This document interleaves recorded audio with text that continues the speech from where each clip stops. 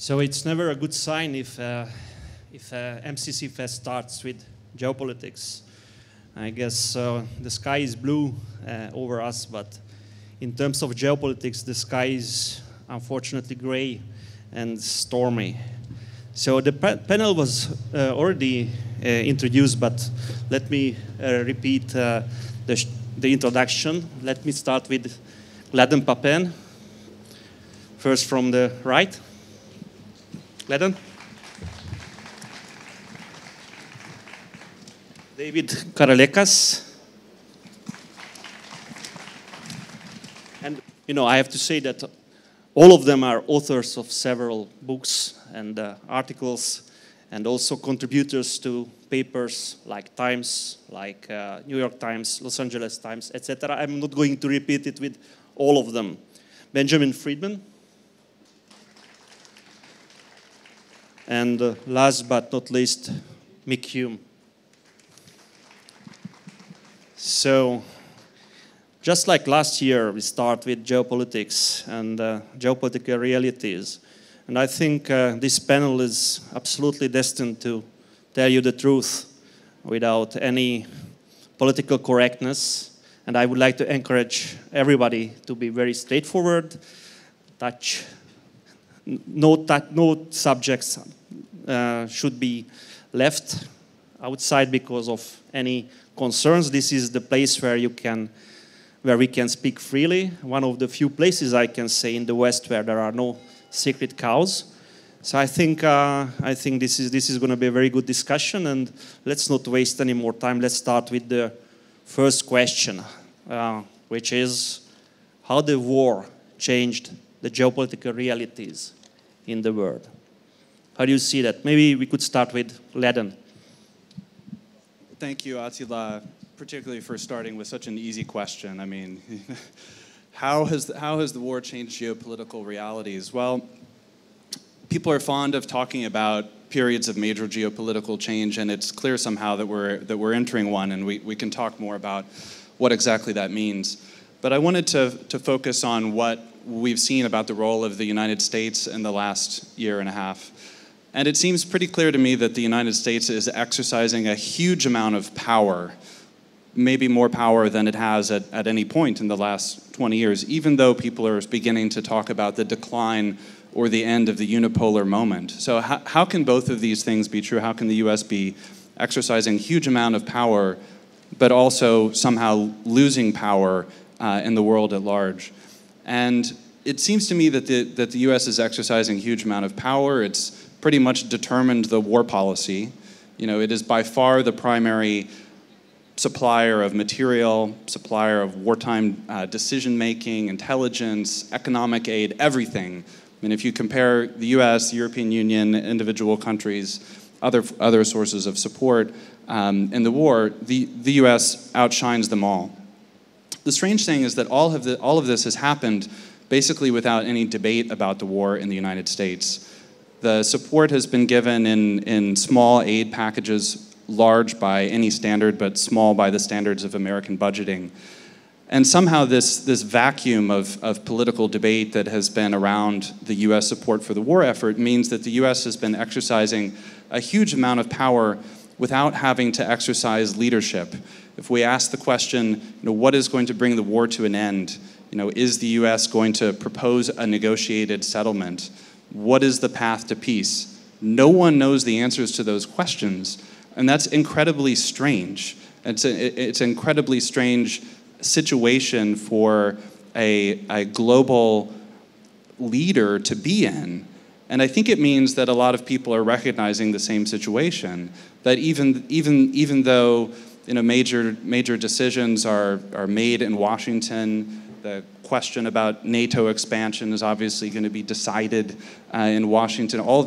So many important questions are decided by Washington, including effectively the energy policy of Europe, the sanctions policy. All of these things have Washington as a major mover, and yet there is within the halls of power all over Europe and elsewhere in the world a great uncertainty about where that's going and what it means.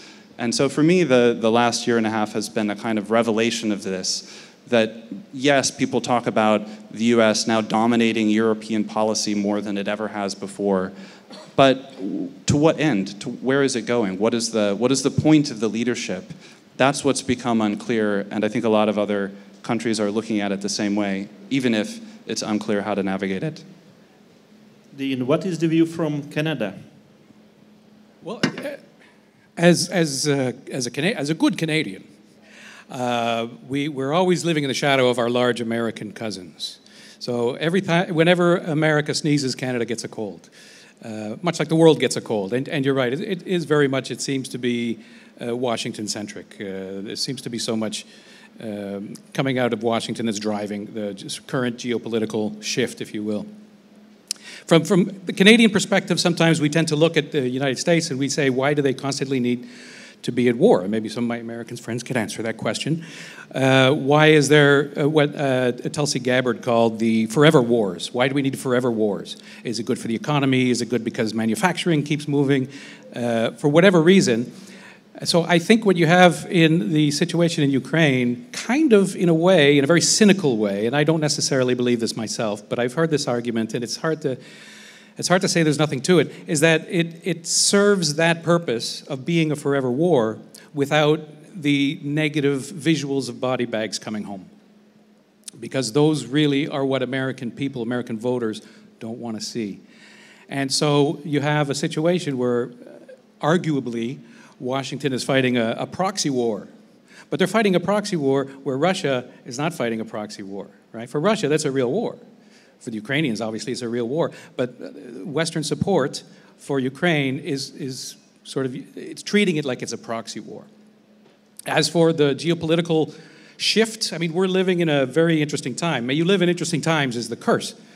And we're living in interesting times, and we're living in this liminal time, this between what was and between what will be. And these shifts, these geopolitical shifts, take decades. So, I mean, in the long run, and I tend to like to speculate on the long run because I'll be long dead before I'm proven wrong, is that what is the world going to look like in the long run when we come through this shift that we're living through now? I mean, it's so impossible to say. If you look at the last shift, which ended in the Cold War scenario, which at the end of World War II, and it was the world had become basically bipolar. And how different is that? Think about how different that is, not to be before World War II, but before World War I. Because arguably you can conceptualize World War II as an extension of World War I. So before World War I, you had a geopolitical situation marked by empire. So you had the British Empire, the sun still never set on it. You had the Habsburgs, you had the Ottomans, and then, boom, a few decades later, end of World War II, completely new situation, and completely new from really since before the Romans. It's always been the empire to build. So now we've done away with that thinking. So what is it going to look like? It's as impossible to say with any certainty, I think. Exactly what it's going to look like. So maybe you know. Yeah, I don't know. Let me make a couple points. Number one, I agree. The unipolar moment, its demise, its death was overrated. And I think if you look across sort of indices of power, the United States remains a behemoth, and this war is demonstrating that. And in the brains of the people in Washington, D.C., the people in power, I live there, the war is kind of created a sense of revitalization of the sort of American global project after a lot of unhappy experiences in Afghanistan and Iraq and so forth. And I think it's probably creating something we in America are prone to, which is extreme overconfidence in our own abilities to shape global events. That's one. Two, I think there was an initial geopolitical reaction to the war that has actually kind of gone away, and what the war has actually shown is the stability of international politics. So let me briefly explain that. The initial reaction to the Russian invasion, sort of like their seizure of Crimea in 2014, was but to a greater extent, was to create what we in international relations feel called balancing. So energized efforts around here, and particularly in the Baltics, in Germany, most importantly, to spend more money on defense, and to some extent to do more European defense, to work more to balance the Russian threat through more arms and greater European defense cooperation. And that's unsurprising. People see a big invasion of a nearby state, they tend to balance threats. But I think that actually is not the most important thing to take away from the war, because as the war has continued, two things have happened. One, the United States has sort of asserted itself, as I said, not just by giving Ukraine the bulk of the money it needs to prosecute its side of the war, but by sending 20,000 additional US forces to Europe. So I think if you look at what happened in Berlin and other parts of the more central or Western Europe, their kind of initial eagerness to sort of step up and say, okay, we're gonna do more, has gone away because Russia has bogged down and because the United States has done more. So the balancing has kind of occurred at a far lesser clip than you might have imagined a year and a half ago. And in the meantime, I think the Russian failure, maybe things will change, but Russia's failure to achieve their objectives in Ukraine, their surprising success of the Ukrainian military, has underlined the advantages of defensive warfare. And we could get into sort of the technology of that, but I think there are good reasons why it is hard to invade a country for military technological reasons these days, and because of the sort of strategy of defense, the politics of defense, the fact that you get a lot of outside support, that Russia got sanctioned so heavily, and that they've increased the thing they were allegedly angry at, which is Ukrainian nationalism. So I think in a way, what Russia has done is show everyone, including China, the difficulties of invading a neighbor. And it's in a way underlining why this sort of thing is so rare in modern politics, why interstate warfare has become increasingly rare. So in a way, there's a happy story there amid all the tragedy and suffering in Ukraine, which is that the world is pretty stable. It's hard to just take over other countries, let alone recreate empires. There's certainly a big lesson there for the United States. If we didn't learn it in Iraq and other places, we're not as weak as Russia. But it's good news for most of Europe that Russia is not the big behemoth that many people thought it was. It's far weaker. And that means, I think, as an American, we don't need to do so much in Europe. And probably the Europeans are in a safer place than at least everybody writing articles in foreign affairs and places like that would have said a year ago. So, Mick, what's the view from London? Thank you. First of all, thank you for getting my name right. Only my mother and the Metropolitan Police in London call me Michael. Secondly, just to say I don't speak for London or the UK, as the UK government will be very quick to point out to you. Just to point a couple of these things in a slightly broader context. I'm not sure if the war is the cause of these things or a catalyst that's brought things to the surface. But either way, I think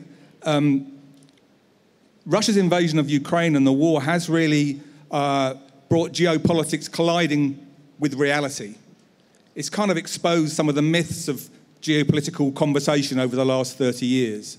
In some ways, it's forced us to kind of cut the crap, if you like, if I may use that phrase, about geopolitics. You remember the last 30-odd years, we've been told often that about the end of history, everything is settled. There will be no major conflicts again in the world. We've been told we live in a globalized world where borders don't matter, where national sovereignty is unimportant, where you can depend for your manufacturing industry on China, where you can run a pipeline and depend on for your energy needs on a foreign power. And it doesn't matter because we're all in it together under a globalized world. And I think the geopolitical realities that have been exposed by the war in Ukraine include the fact that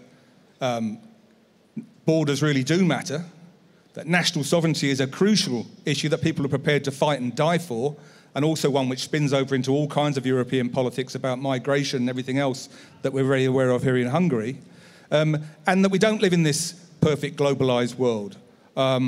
and that alongside the reassertion of American power, we see new regional blocs appearing in the world, which have potential to destabilize things very seriously. I was very interested in if you cast your mind back to that first United Nations emergency vote on Russia's invasion of Ukraine, where it was a condemnation of Russia and a demand for immediate withdrawal. Only about 5 of the usual suspects voted against, Russia's usual friends. 150 nations voted, or 150 I think, voted in favour of it. But 35, I think, nations abstained on that vote, on a very clear-cut vote of whether you were for or against Russia's invasion of Ukraine.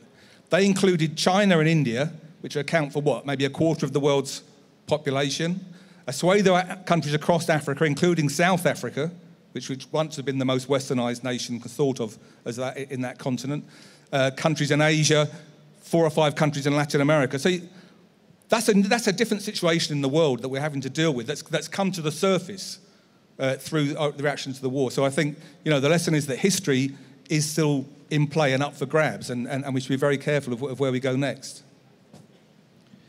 One question to our American guests. Benjamin, you talked about the confidence of America, and it was shattered by the failure in Iraq, the failure in Afghanistan, and somehow it's back because many sees it, and I think it's up to a degree, or to a very large degree, true that the Ukraine could defend itself so successfully, mainly because of American help. But what happens to this confidence if the war ends not the way it was predicted by the New York Times just 6 months ago, but the way it is predicted more like Mark Milley and the realists like Professor Mearsheimer? What will happen to this confidence? So Benjamin, can you reflect on that? Well, I think that confidence is easier to build or rebuild than to break down. So I am a big believer in my country's ability to declare victory, even in circumstances where it's inappropriate. So I'm not sure if the confidence will be ruined. What I would say is I think that the sort of Russian success that they set out for, at the Kremlin set out for at the start of the war, was the war plan that Putin had was so absurd. Invading a country of 44 million people with 100,000 and thinking you're going to change the regime, that it was sort of bound for failure, and it's sort of a testament to, I guess, why autocratic rule creates bad information for rulers. A horrendous decision. And so in that sense, I think that, if we in the United States are looking to, say, defend the idea of sovereignty, the idea that is that you shouldn't invade other countries and try to forcefully change borders, never mind the fact that we might be accused of hypocrisy on that front. But that's often given as the reason. If that's the goal, we can have a parade, because Russia has put out basically a global public service warning, as I said, about the difficulties of this kind of thing. So therefore, I think it's unlikely that we'll get to the point in the United States where we say, wow, we really failed. And that's good in a way, but it's also bad because I think there's a lot of failure that the United States could be accused of, particularly in the run-up to the war, where I think our insistence on offering Ukraine not a real chance at a security guarantee, because I don't believe it's likely that the United States will ever directly defend Ukraine, whether or not we put them in NATO, which I don't think we will. But even if we do, we're showing that we're not going to risk a nuclear war for you. So, and yet we pursued a policy before the war, which was, no, don't worry, you guys can join eventually. And the George W. Bush administration were heavily responsible for that. But so that policy was disastrous, I think, for Ukraine, because we said on the one hand, we'll probably defend you. So that gave them confidence maybe to be somewhat uncompromising. But it was fake. It wasn't a real promise, as they found out. And now it's still a fake promise. And I think we're in danger of making the same mistake of leading them, as Mearsheimer, who you mentioned, said, down the primrose path. saying, oh yeah, we're going to help you, don't worry. And we'll give them arms until the cows come home, that's clear. But fight for them, I don't think they should ever count on that, but we keep telling them we might. So I think that's deeply irresponsible and something that a lot of people should feel bad about, but probably won't. Well, one moment. It happened to us. Maybe you don't know, but in '56, my grandfather always told me that he was listening to the radio, and the Americans were closer and closer to Hungary to save us, and then nothing happened. So maybe it's better to say directly that will we help or not. And I think in the case when the other side has 6,000 nukes, that's a tricky thing. But Gladden, you have something to add? Yeah, well, I mean, I agree with what you said there at the end about this typical path that American foreign policy takes, but I think we shouldn't describe that as being a situation of confidence now in the United States. I think it's more like the US is running on autopilot with the same foreign policy tools that it created in the 1990s, not realizing that the results of pressing the same buttons are now different from what they were when dealing with small powers or small situations in the 1990s. The other element that I would add in is that because the United States hasn't committed troops, it's really not comparable to the Iraq War or the Afghan conflict in terms of analyzing American confidence. If we were to put the question of committing American troops, or if there were to be the American blood shed on national, seeing it on national TV every day, I think the support of the American people for the war there would be none whatsoever. And I think it's a question actually when it comes to Taiwan as well. I mean, the only experiences that America has had with war in the last 20 years have been failures of one sort or another. Trump was brought to power in 2016 in part by Republican dissatisfaction with this. So part of the ability of the United States to pursue this policy over the last year and a half has been its ability to do so kind of under the table, like one bill here, one bill there, one bill there, one bill there. But I remember going back to the US in the middle of winter and people who were like very plugged into finance and law, like smart professional people were asking me, is Europe freezing this winter? Is there like an energy problem or a gas problem? Somehow the whole situation is surreal. The policymakers, they're still the people who they designed the policies or the policy tools in the 1990s. They're still in power, but there has been a loss of confidence among ordinary people in America's ability to succeed in major military operations. And it's kind of mind-boggling to me that after struggling in Iraq and struggling in Afghanistan for 20 years, people will then conclude, oh, well, yeah, America will have no problem going to war with China. So it's a really strange situation. Yeah, I would just say I agree with that. And I should have said I really, when I say this sort of idea that unipolarity is back, we're really talking about, at least the elite, the blob, if you will, and the American people are sort of another matter. But I would just, to your point, I mean, we spent, I think, north of $130 billion allocated on Ukraine, and it's true, I agree. Congress has barely debated that, hardly at all. And it's just something that we could write $130 billion worth of checks without really having a conversation about it, or really being that, I mean, you hear a bit of controversy, but about it, it's not very controversial. So, I mean, that's a kind of power. It's a kind of irresponsible, wild power, but it's still there for sure. Mick, do you? Yeah, just one quick point.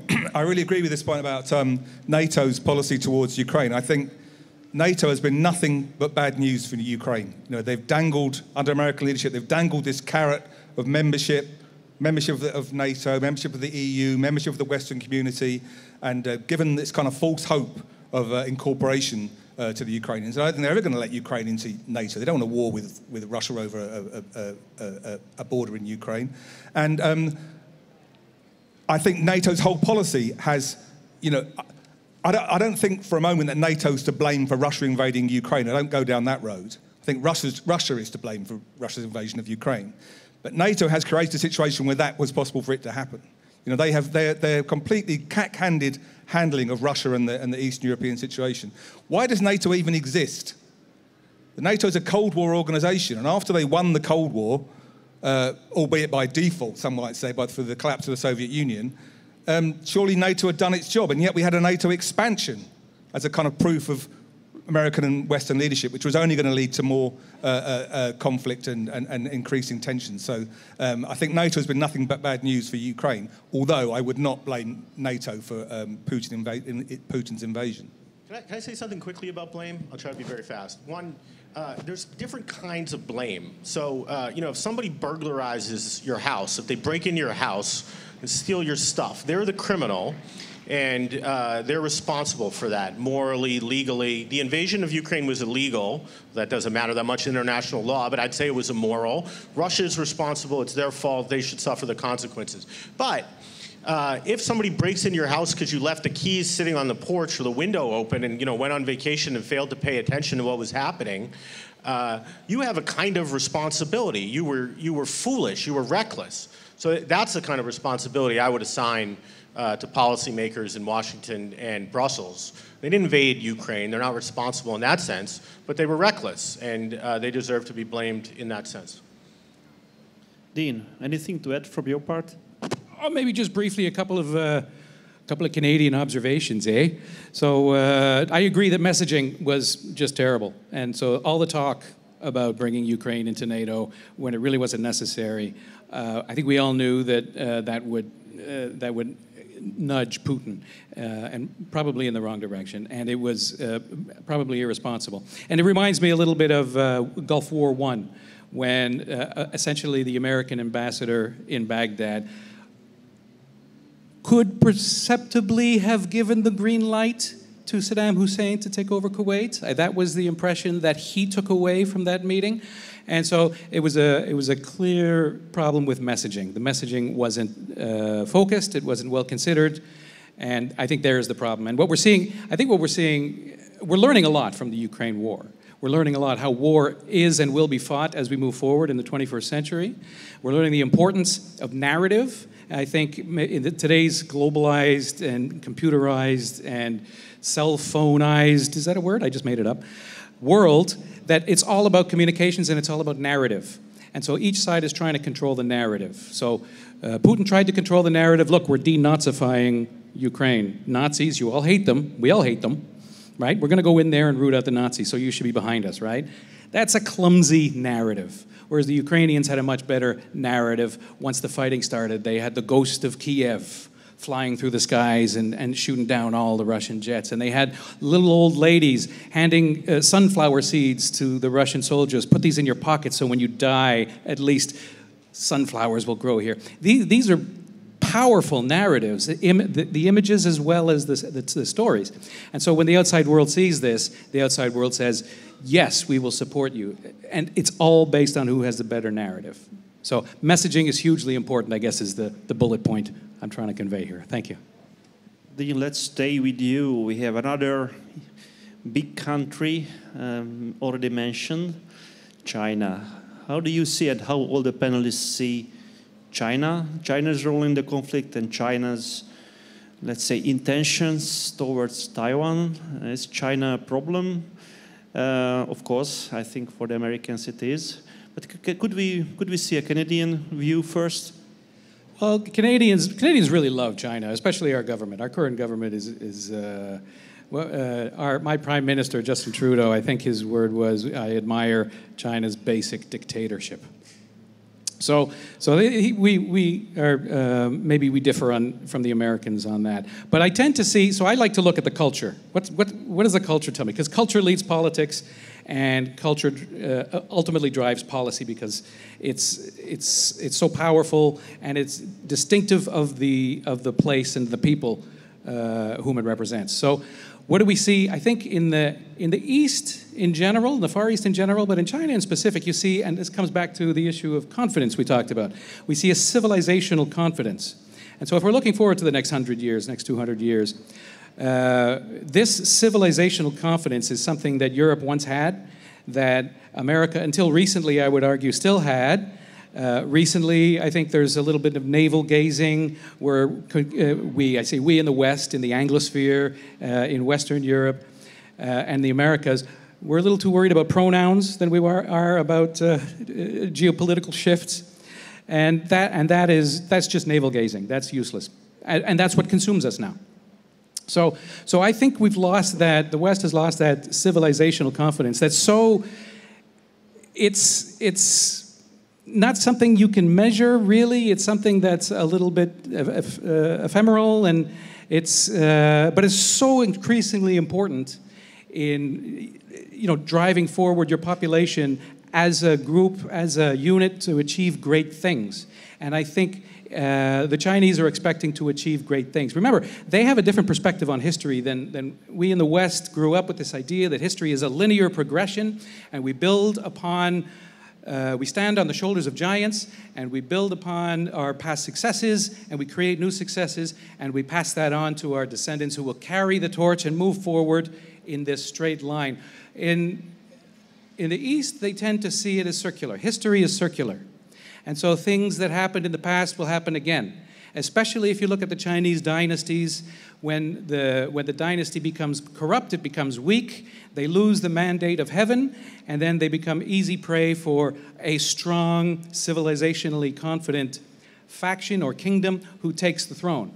And then they go through that same procession, maybe 200 or 300 years this circle lasts. And so I think the Chinese see that America's had its 200 or 300 years as the unipolar power, the global hegemon, and maybe it's time for them to take over. Now, I'm not saying I agree with one or the other. I'm just saying that if you have two arguably opposing ideologies and they look at their own manifest destiny in two completely different ways, then that could be the recipe for some disaster there, because we're not on the same page, we're not on the same wavelength. I'll leave it there. Yeah, I think it's very striking that the Chinese obviously have always taken the long view. I agree with that, of these matters. I always remember the Chinese communist leader Zhou Enlai, on the 200th anniversary of the French Revolution, was asked what he thought the consequences of the French Revolution had been, and he said it's too soon to say, which is a kind of very Chinese view of history and seeing things in the long term. If we can say that neither Russia nor Ukraine has won the war, I think the two main beneficiaries internationally so far, it seems to me, have been the United States, in terms of the reassertion of its leadership role in the West, albeit problematic, that we've talked about, and China, which has emerged on the world stage as a player in a more upfront kind of way. And I think it's a very difficult relationship for both sides to manage. I still think that America is obviously what we might call a status quo power, in as much as it would like international relations to have been frozen about 1945 or maybe about 1990, so that it has, things are as they are and American leadership is unquestioned. I think that China is still has been also a status quo power, not actually wanting to turn the world upside down as long as it was doing so well economically. But as the economic tensions come to the surface, different factors come to play, and China definitely has its regional ambitions in the Pacific. It's very busy in Africa and other parts of Asia, building new alliances. So it's a very difficult relationship for both sides to manage over something like Taiwan. I'm glad I'm not the person who has to make those decisions. I would say, however, that it's not helped by the fact that there's American diplomacy, in inverted commas, seems to have lost any sense of how to diplomatically deal with these kind of problems. When you have a leading American politician flying into Taiwan to make a political statement, basically as an electoral stunt to help her in her domestic elections, that is no way to manage global relations between two kind of tense and competing superpowers. I think that's only going to make things worse. I guess I'll make 3 points. One, I'm going to disagree with you a little, Dean. One, it's not narrative, it's reality. So the Ukrainians are more motivated in fighting than the Russians because they were invaded. They're not invading, and defend, not always, but it tends to be more motivating to have your own territory invaded, regardless of how well you craft a story. And they receive sympathy from the world because they were invaded. And this is relevant to China because in the event they went for Taiwan, they view it as their territory, but I don't think the rest of the world would look at it that way. I think a lot of Taiwanese wouldn't. So they might face similar problems in that realm. The other thing is, I don't think it's civilizational confidence, it's wealth creation. You know, when your GDP is headed to 20 trillion or something like that, you know, you can be kind of weak and at least not that confident and still be generating a lot of influence and power around the world. So, you know, a lot of countries are confident. I'm quite confident playing basketball sometimes, but I'm not going to play in the NBA. So, you know, capabilities has a lot to do with it. Then finally, I think there's a lot to say about China and the United States, but I'll start with this. 95% of the problem between China and the United States is Taiwan. I think there's way too much talk about how far is China going to go. They're going to come for the United States' pole position as the #1 state in the world. I don't see a lot of evidence that the Chinese are embarking on some quest to create an empire in Asia, nor do I think it's very possible, because the defensive problems the problems Russia has invading Ukraine would be far worse for China if they tried to invade anything beyond Taiwan. That would be tough, but if they think about going to Japan or somewhere over a lot of water, they're going to run into all kinds of problems. They're not ready for an empire. Asia, as a scholar said, has a geography of peace. So there's not that much. The sources of tension in the United States' relationship with China, I would say, are about 90% Taiwan, with some stuff about human rights, and maybe Japan bringing up the rest of the 10%. But it's really Taiwan, Taiwan, Taiwan, in my view. Just one remark. Taiwan is, of course, called the Republic of China, while China is called the People's Republic of China. So in terms of, let's say, international law, that's a bit different situation. But of course, I agree with you that if there would be a Chinese invasion, many would see it as a illegal invasion. But in terms of legality, that's very different from what the Russians did in the Ukraine. But Gladden, do you have anything to add? I think America is going to have a very difficult time coming up with a coherent approach to China. Like the conditions within which America could make a good decision about what it should do are not there. And the reason for that, I think, is that China really re-entered the American political discourse because of a domestic economic situation, not because of Taiwan. It's simply become filtered through these other reflexive elements of American policy makings. It re-entered American political consciousness in 2016, and that was because of deindustrialization. So there was this famous map that went around in 2016 called the China Shock Index, showing in shades of from yellow to like bright orange or bright red, places in the United States that had lost industry to China. And America is basically in search of some kind of answer to that. Now, from a Chinese perspective, it's kind of like, hey, you know, you let us into the World Trade Organization and we started playing by the global rules and everyone was in favor of globalization and borders don't matter anymore and it doesn't matter where you build stuff.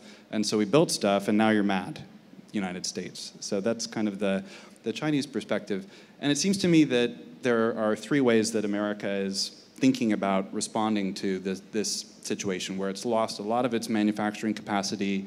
It still has an edge in a lot of different high technology fields it's trying to fight over. But the fact of the matter is that the world has become extremely interconnected in terms of its supply chains. We all saw this during COVID. So one impulse that's coming up in American foreign policy is, well, we really economically depend, particularly in our semiconductor industry, on Taiwan. So let's make sure that there's not a war there by massively arming up in the region. So this is basically the new hawk option on China, and that's becoming very strong in the Republican Party because it's more instinctive and easier to deal with than other responses. The other responses are, let's have a trade war with China.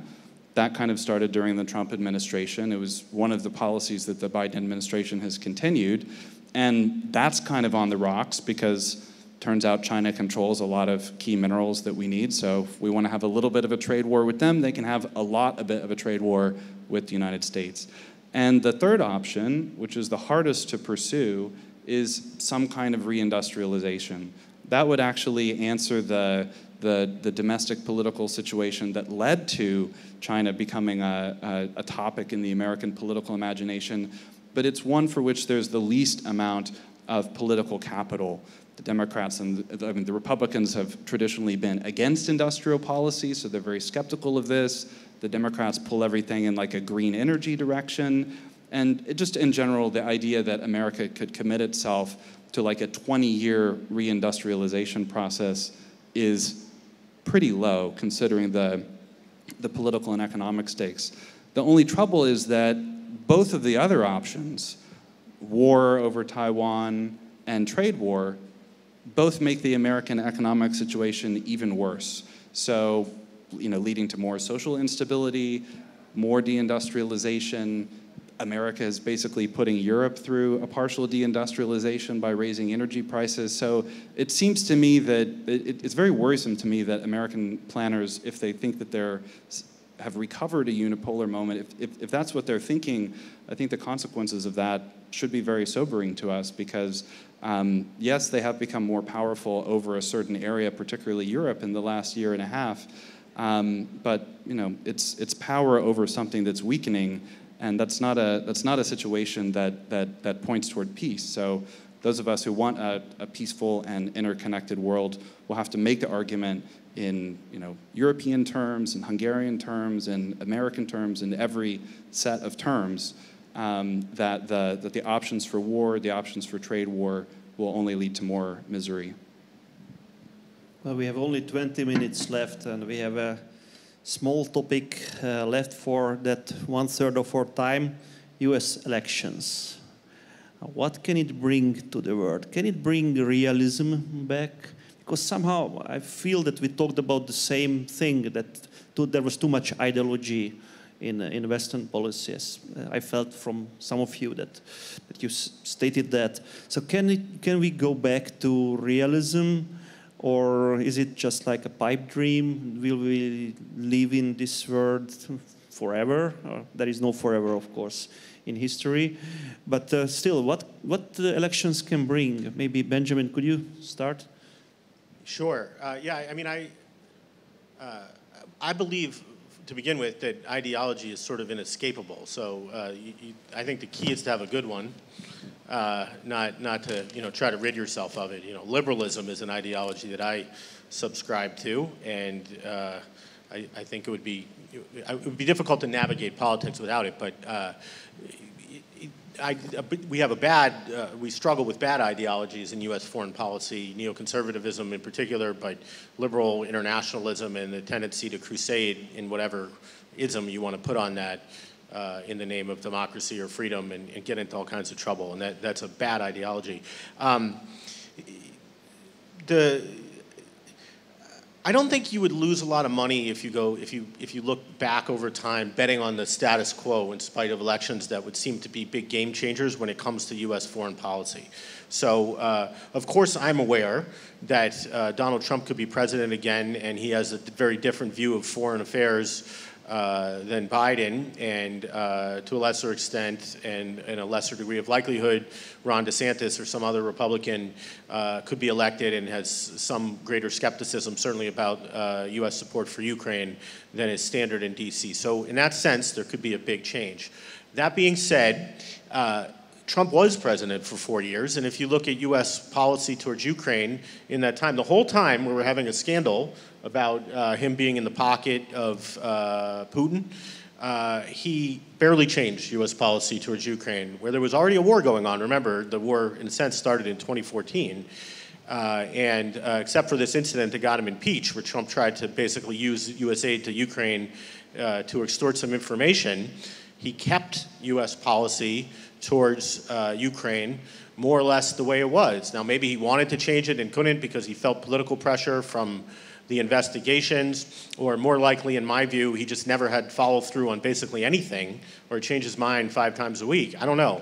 So I think it wouldn't surprise me if Trump became president and sort of forgot about his criticism of U.S. policies in Ukraine, or maybe we had some kind of cut in the amount of aid, so we go from $100 billion a year to 80, but things stay essentially the same. And if that seems crazy to you, again, go back and look at the history of U.S. foreign policy, say since the end of the Cold War. Presidents come and presidents go, and a lot of fundamental policies stay almost exactly the same, even when the rhetoric would lead you to believe that there's going to be big changes. So there could be big changes, but I wouldn't bet on it. Gladden? I more or less agree with the preceding speaker, I think. So, I don't know, the American regime is pretty strong, by which I mean the Biden administration is pretty strong. It's hard to believe this from a certain perspective, because when one looks at President Biden and sees the videos of incidents with him, one thinks, wow, and what's going on in America? This is a really weak president in some way.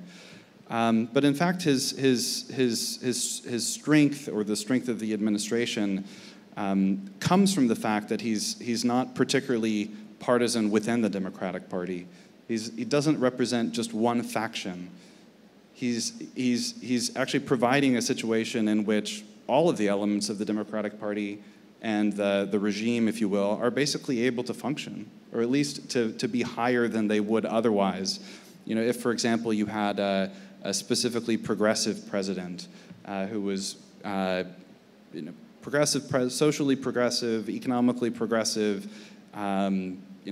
taking Wall Street and big corporations as an enemy or something, then you've got certain people up, certain people down in the Democratic Party. But in fact, they're all doing pretty well. And secondly, Biden is not hated. He's not a hateable politician.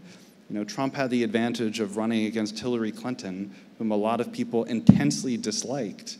And although people might make fun of Biden or regret it's in some way a sad situation for a major power that its presidents are not like young and vivacious and representing a clear vision or something. Nevertheless, it's a situation that favors the continuity of things. And if you look at just to say one brief word about, if there were a Republican victory, you do have some skepticism about the war effort from certain wings of the Republican Party. But for the most part, a lot of Republicans would rather refocus on China. And so you start to hear Republicans saying, well, Europe should contribute more to its own defense. The US has been undertaking a defense of Europe through its support for Ukraine. That has revealed to America a lot of weaknesses in its military supply chain. America has run down a lot of its military supplies, or at least the stocks that it's willing to send elsewhere. And this is a situation which is sobering for the US from a military perspective. Therefore, the US should choose. Will it emphasize Europe, or will it emphasize China? So if there were to be a change of regime, or change of administration rather, I think that's the kind of question that you would start to see come up. But it's probably not one that would be answered by just emphasizing a long and slow and steady process of state investment to encourage American reindustrialization. It will probably be answered by one of the other two options: increased military emphasis on Asia or trade war. So somehow, I'm not sure that means there would probably be some change in emphasis toward China and away from Europe if there were a change of administration to the Republican side. And this represents in my opinion, represents a real narrowing of thought after the Trump era. When Trump came in, again, domestic deindustrialization was the issue. That's what people were upset about. Those were the people who suddenly came to the polls. There was an emphasis on realigning Republican politics around this. We're going to get more and more Republican interest on ways to foster reinvestment and manufacturing buildup and so on and so forth. And now almost all of that has been channeled into the great fear, which is the fear of China. And somehow that instinct just comes too naturally to the American right. I'm not sure exactly why it is.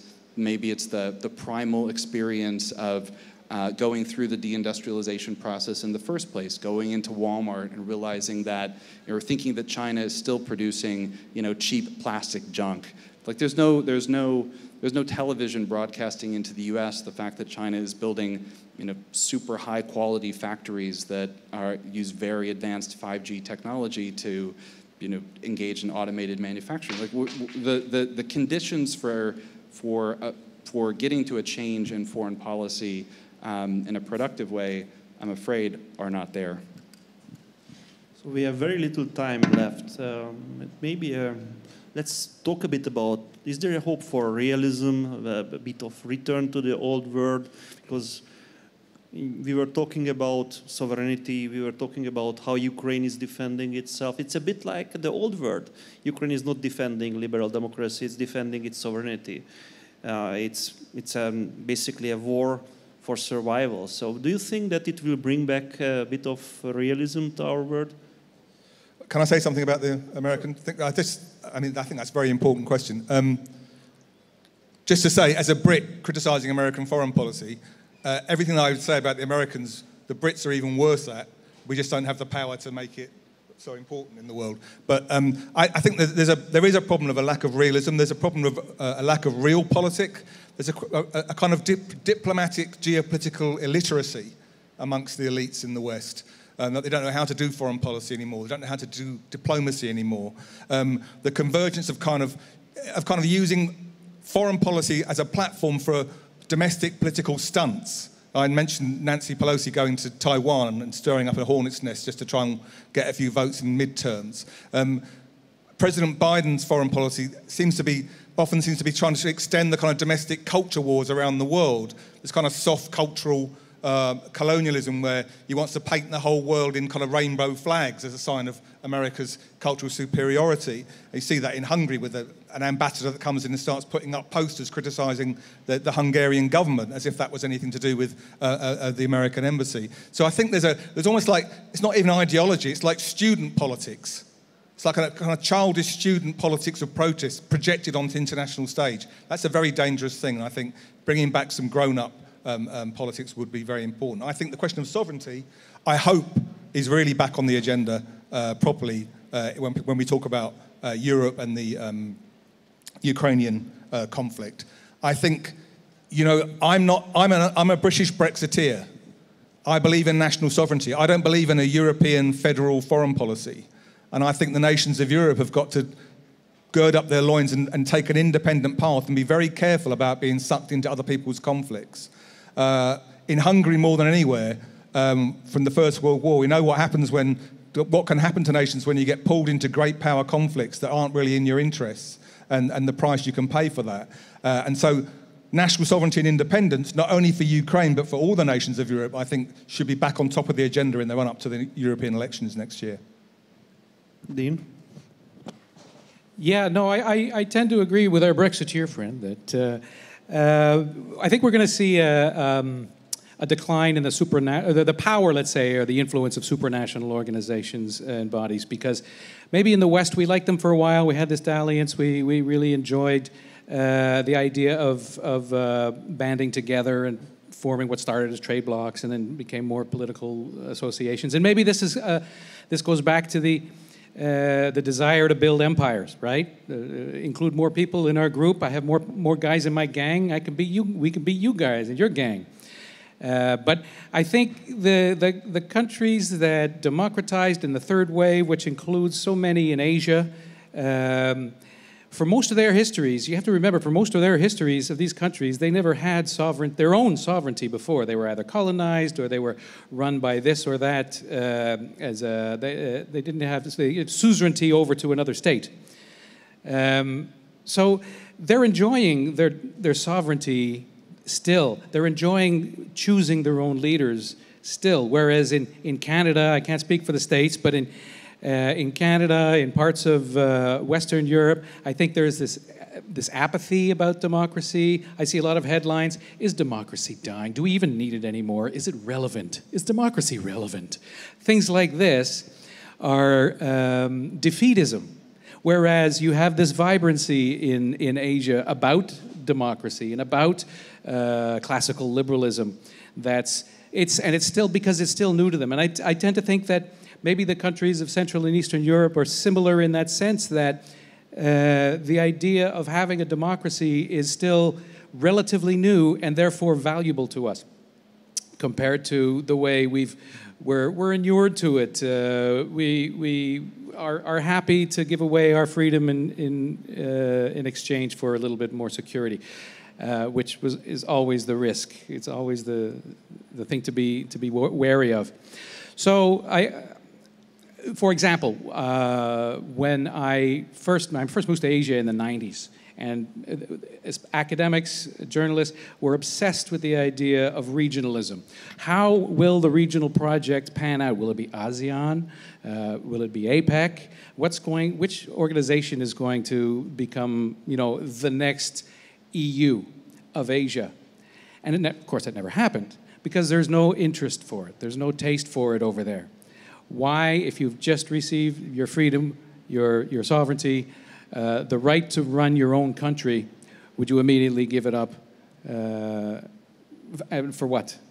To be a bigger kid in a bigger gang? They don't want it.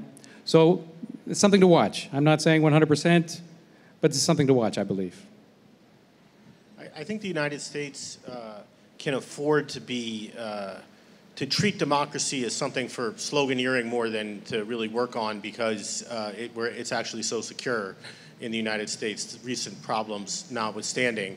And there's something similar, in fact, about our foreign policy and realism. I think we're blessed in the United States, more so than Hungary, more so than people in most parts of the world, with the ability to be irresponsible in our foreign policy. We're blessed by geography and wealth, with the ability to be immune from the consequences of our bad foreign policy decisions most of the time.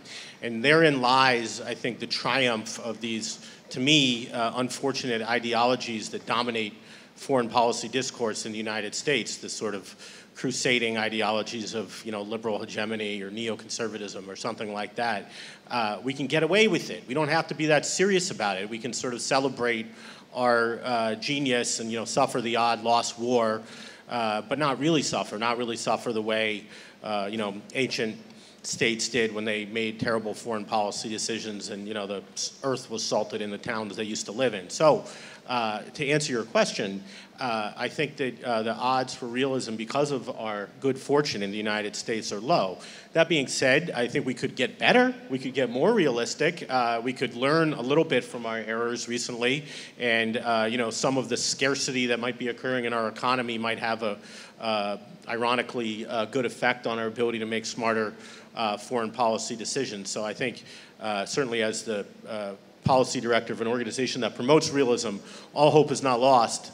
I do think things could get a little better. And I do want to say, if I don't get another chance to speak, that I really appreciate the willpower of the people sitting here in front of me for being here in the heat and listening to this rather academic discussion when there's beer, like right over there. So thank you guys for listening to us and everyone else who can hear me, but particularly you guys up here. Thanks.